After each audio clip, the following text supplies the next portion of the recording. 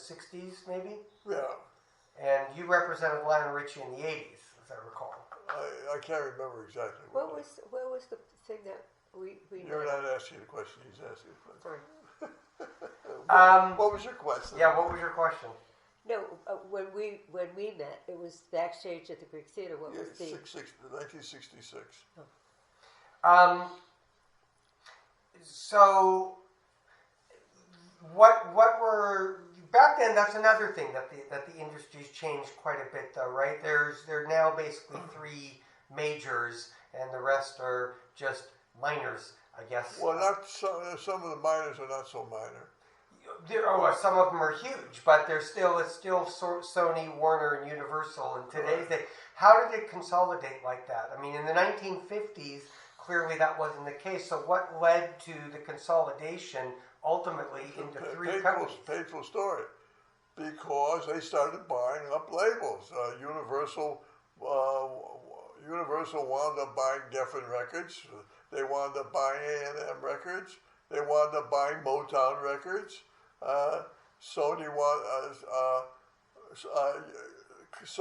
was really Columbia Records. Columbia bought some, and then when Sony took over, they started buying labels, and Warner started buying. There was Atlantic Records, and that was then bought by Warner's at some point,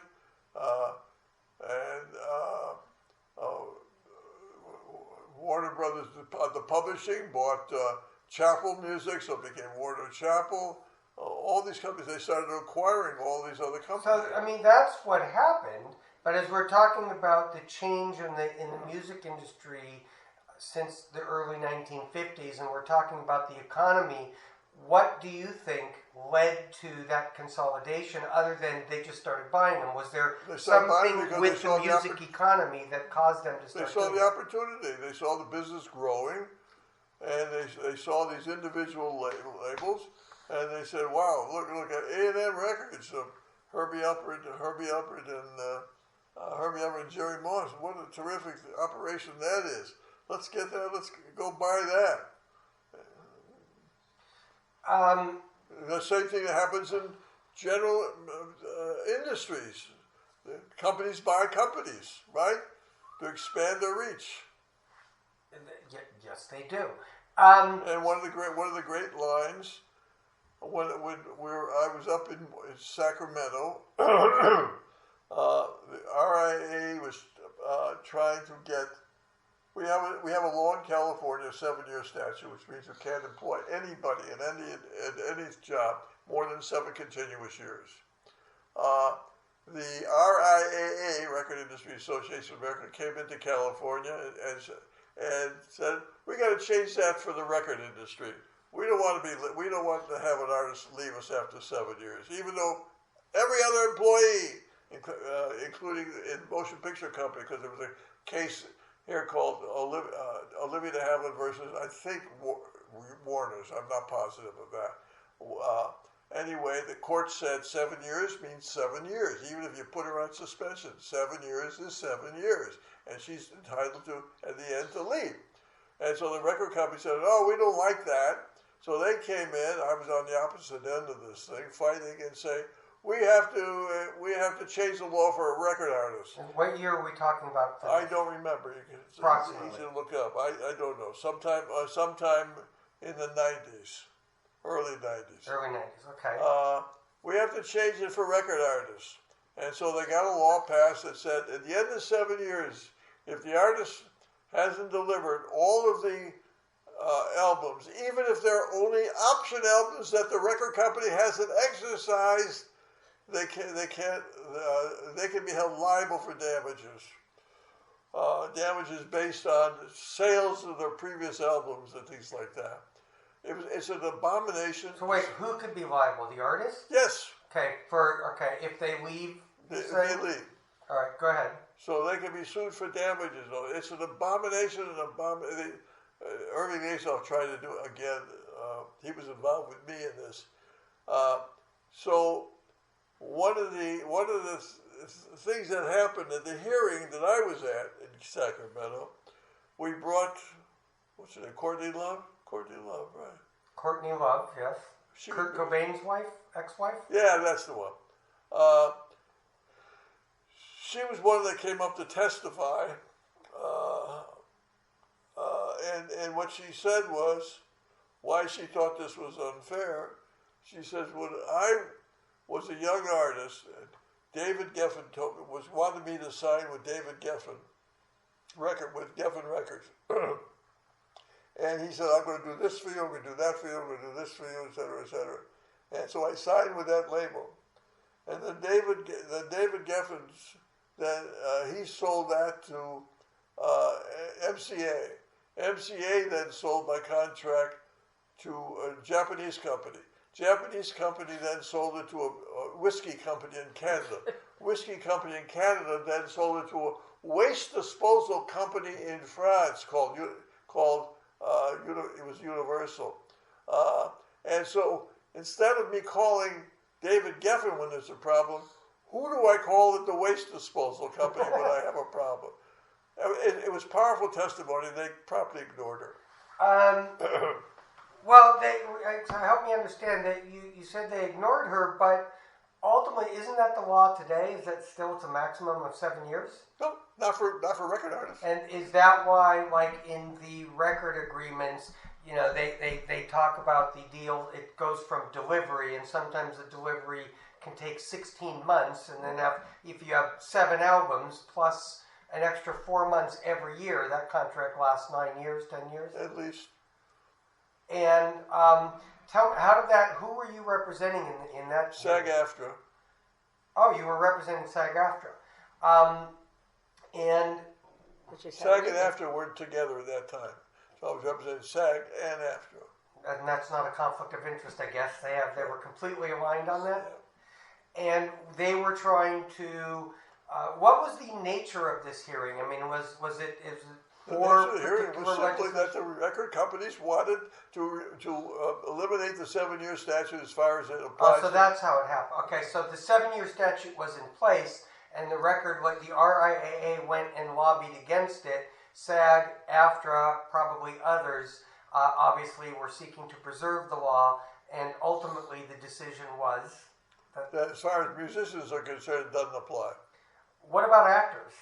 What about what? Actors. Yeah, of course it applies to actors. It applies to everybody in California. It applies to if you're a sewer worker or a major star.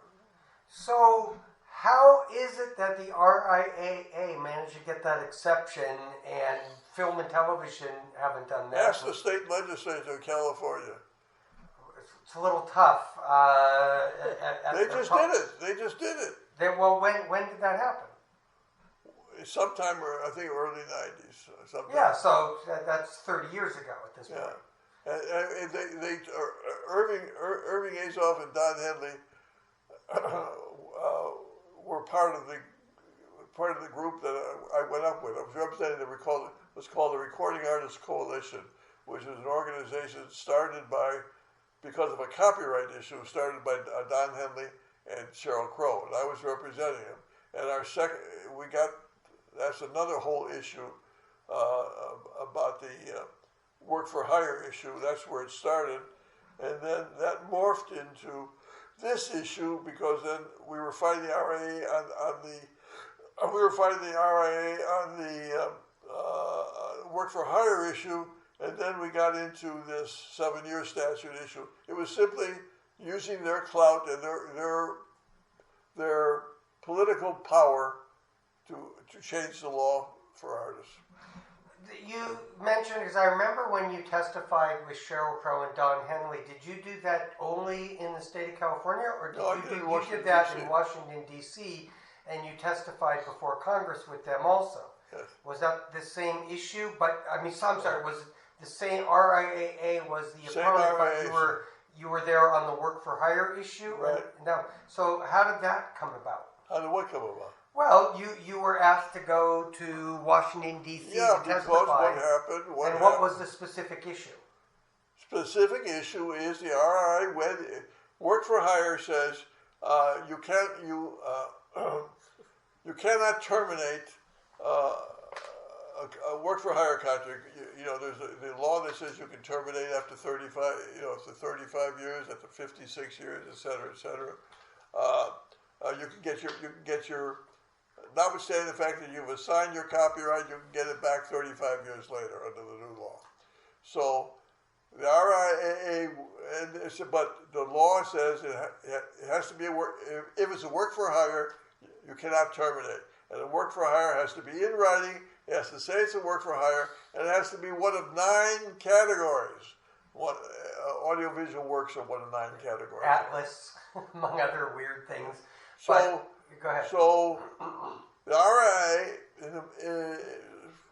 in the end of the year, I think it was 1999 or 1999, went in to the congressional committee that usually held the hearings on copyright, and they said, "Oh, by the way, there's a technical error. You didn't include sound recordings as a 10th category," and so, "Oh, sorry about that." And so they corrected it and passed a law. They added the provision to a 1,000-page 1,000-page long on I can't remember, on television or something of that nature. They added this 10th category, sound recordings. It was brought to my attention by either Don Henley or Sheryl Crow or somebody, and I said, "Wait a minute, we got to do something about this. That's not right. That's not right." There was no hearings on this. This is a substantial issue.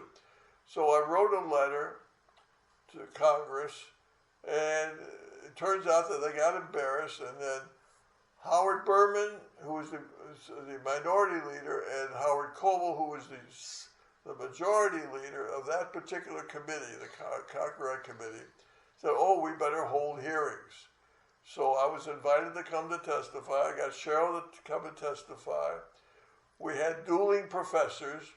By the way, the professor on our side was Ruth Bader Ginsburg's daughter, a professor in New York, and they had a professor. We had Mike Green testifying from the recording Grammys, Academy, yeah. and Hillary Rosen, who was then the head of the RIAA, testified. It turned out that during the hearing, and Kerry Sherman, who was the general counsel at that time Kerry Sherman, the general counsel of RIAA at that time, I was there and testified. And it became apparent to Coble and to Howard Berman that they fucked up, okay? They shouldn't have added this thing without having a hearing or something like that. So they called a halt to the hearing, called me and Kerry Sherman into a room and said, we think it would be advisable if the two of you were to sit down and work out language to repeal this provision. So he and I sat in a room for hours, and we said, well, we're close, but we're not finished. They said, okay, go back home, but we wanted by such and such a date a repeal of this thing.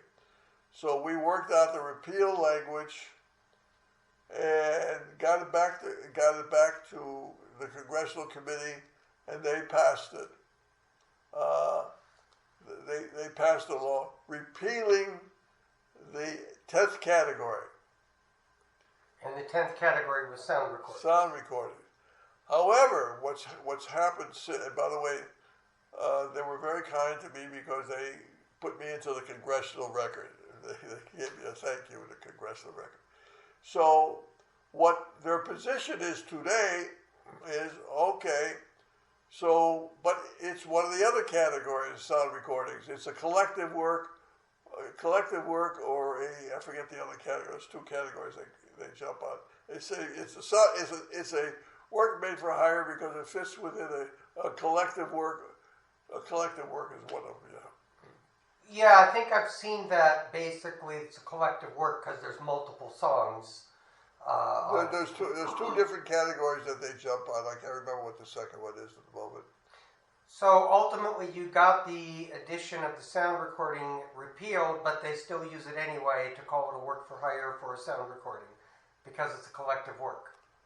Well, there's lawsuits going on about it right now. There's a couple of class action lawsuits going. Present day. And who's initiated those? I don't remember. You're not involved. I'm not involved.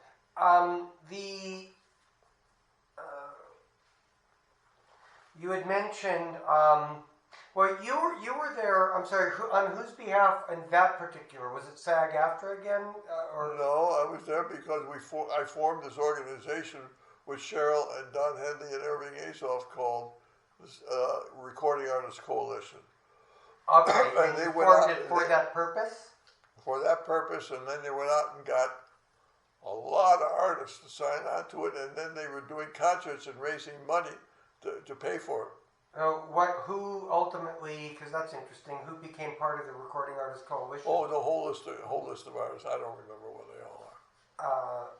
I'm gonna look that up. Hang on a minute. Eventually, I mean, then the second thing we did was to fight the 7-year statute in California. So that happened after. That happened afterwards, and then it kind of, we weren't doing anything, and eventually it was merged into the Recording Academy, and they never touched it. They never did anything with it. You have largely spent your career. Working. Yes, you have. Advocating on behalf of artists. Correct. And is that by design as opposed to? And here's what I'm asking, because you've always joked that when you started, and I mentioned this previously, that when you started practicing law, you practiced door law. Correct. And anything that came into the door, you would take it. Right. And other types of clients, record labels, for example, could have come through your door. Publishers could have come through your door, and I know you've represented publishers. But did you make a conscious decision that I want to advocate for recording artists and Yes. songwriters? Yes. And at what point in time did that happen? I did represent some labels, smaller labels. I represented an important German label called ECM Records. I have represented very small labels over the years, but never the majors. We made a conscious decision, even at this firm, not to represent the majors. By this firm, you mean Greenberg Traurig? But what went into your decision, or what compelled you, or what motivated you to make a conscious decision that I only want to advocate for artists and songwriters? Because that's always been my thing. I was an artist, and I believe in artists' rights, and I saw the damage that labels and publishing companies did to artists over the years. I saw it. What was the most significant or impactful thing that you had ever seen done to, on both sides, to negatively affect artists and positively affect artists in Well, the last 7 negatively, years? for instance, Etta James, all those records that she had, and all those hits that she had, she was on Cap Records, never received any royalties. And what years was she there? And did you, you're saying that's the worst thing? Did you get her royalties eventually on that? Yeah. So tell me about that, because I was going to ask about Well, your representation of her anyway. the answer is yes and no. In that particular case, she got on. I can't remember the timing, but when Cap Records, which I had nothing to do with, Cap Records sold to Universal, and I call it Universal, then started paying her royalties. So what year about, just I again, don't know. I don't no, remember. did you represent Etta James? For a long time, and I don't remember the years. 50s? 60s? No. Later, probably later than that. Till she died. I represented her probably 20 years till she died. Okay. So Did you know who Etta James's father was? Mr. James? No. Minnesota Fats. No, that's pretty wild. I did not know that. Okay. Did you ever meet Minnesota Fats? No. But going back to the question, The worst thing that you've ever seen in the last 70 years as to what was done to an artist was she never got paid any royalties for. She never got paid her royalties. But you did manage to correct that. You Yes. said. And how did you do that? Well, it was with, in this particular case, I have to say it was with Universal, but Universal stepped up without me talking to them. We improved the contract at Universal, but they started paying her royalties before I did. Okay, so I'll keep it in that context for a minute. Like, what though is in terms of your artists, since we're talking about Etta James, because I want to talk more globally about the industry general. But what, as far as your artists are concerned, was the most significant thing to happen to an artist in a positive way? Well, we have not me alone, but we have improved the royalty structure that artists get. We have improved the contract terms over the years. I was going to ask about that. And we've lessened the horrendous album signings, like what Mike Curb signed. I forget who was that young girl that he signed. She was about 16 years old for a 22 album deal. Who is that? Oh, he had a major woman on his label. Now, she was a kid at the time he signed her, but it was a 22 album deal. And what we've contributed myself, but not alone, with other attorneys too. I mean, lessened the commitment down from 10 albums, 12 albums, or whatever it was, down to 7 albums, 8 albums, 6 albums, 5 albums, 4 albums, whatever it is, and better the royalty terms and all around, and worked out ways to get them out of the contracts in certain instances. Generally improved the terms. It wasn't me alone. It was a whole bunch of attorneys who woke up to this fact and did the job. Don Passman did a great job. Others have done a good job. All right. Well, we're running out of time for today, so let me ask this question. The Recording Academy. Did your involvement with the Recording Academy begin? I remember when I joined fairly early on. I joined the local chapter here, and then Lee Young, no, not Lee Young, I can't remember what, Lee Young was an attorney. His father was a drummer, by the way, and was a drummer, and his father's brother was Lester Young, the great jazz tenor saxophone player. I became friends with the father in the Recording Academy when I joined, and then I was asked to run for the board. I ran for the board. I got elected on the board. Do you remember approximate year? No. And then... You remember approximate decade? My guess, 60s to 70s. All right, so you ran for the board. I ran for the board, got elected to the board, and then somebody on the board suggested that I run for president of the chapter, and I did, and I won. And then I was a national. I ran for national trustee.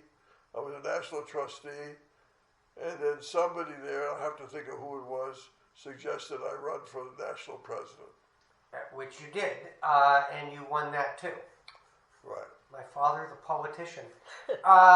What year was that? Were you president? Because I remember. I don't know. It's easy to find out. I don't know. I do remember. You did some television appearance. You spoke at the Grammy Awards, and that was televised Twice. twice. And so, did you serve as president for 2 years? 2 years. That was the maximum anybody could serve. And what, in your opinion, was the most significant change brought about during your reign as national president of the Recording Academy? I don't know. Well, I mean, what did you do? What did you fight for? What was your purpose? I mean, what did you accomplish? We went to dinner. We had a nice dinner. I don't know. I'd have to think about it. I don't know. All right. Well, then we'll pick up from there. I want to get back to the change in the music industry. I want to get some more insight on that mainly because you've seen more than anybody, I think. And I don't mean just because of you've been doing it so long, but you've been intricately involved in it. You've seen the evolution of the music industry. So that's what I'd like to talk about, and I'd like to talk about your time at the Recording Academy. And then I think, of course, I want to talk about USA for Africa next time as well. I got a few subjects that I'm going to want to hit. And I do note that I have the notepad here for Four Seasons. Is this the Four Seasons Garden and Landscaping Four Seasons? No, not that one. Okay. All right. Well, I'm gonna conclude here for now. That ends session number 2. we met. What's that? I said, huh? We didn't mean it the Four Seasons. No. All right. I'm shutting this one to end number 2. And muchas gracias to the Papa. Okay.